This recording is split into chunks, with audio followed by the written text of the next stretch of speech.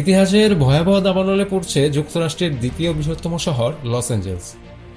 চলমান এই দাবানলে এই পর্যন্ত 7 জনের প্রাণহানির ঘটনা ঘটেছে এবং দগ্ধ হয়েছেন হাজারো মানুষ। ভয়াবহ এই আগুনে শহরের 5,700 কোটি মার্কিন ডলারের ক্ষতির আশঙ্কা করা হচ্ছে।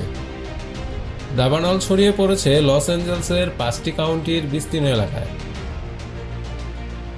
এতে পুরো ছাই হয়ে গেছে 27,000 একরের বেশি জমি, ধ্বংস হয়ে গেছে হাজারো বাড়িঘর। আগুনে ঘরছাড়া হয়েছেন অন্তত 1,37,000 মানুষ। দাবানলের শিকার হয়েছেন সাধারণ মানুষ থেকে শুরু করে হলিউডের নামিদামি তারকারাও।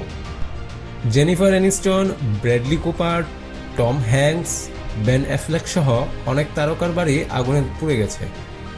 গৃহহীন হয়ে পড়েছেন প্যারিস হিলটন সহ আরও অনেকে। তীব্র বাতাসের কারণে আগুন নেভানোর চেষ্টা ব্যাহত হচ্ছে। পরিস্থিতি আরও জটিল করে তুলেছে পানির সংকট। প্যাসিফিক প্যালিসেডস এলাকায় পানির ট্যাঙ্ক শেষ হয়ে যাওয়ায় অনেক হাইড্রেন্ট শুকিয়ে গেছে। ক্যালিফোর্নিয়ার গভর্নর গাভিন নিউজম জরুরি অবস্থা ঘোষণা করেছেন।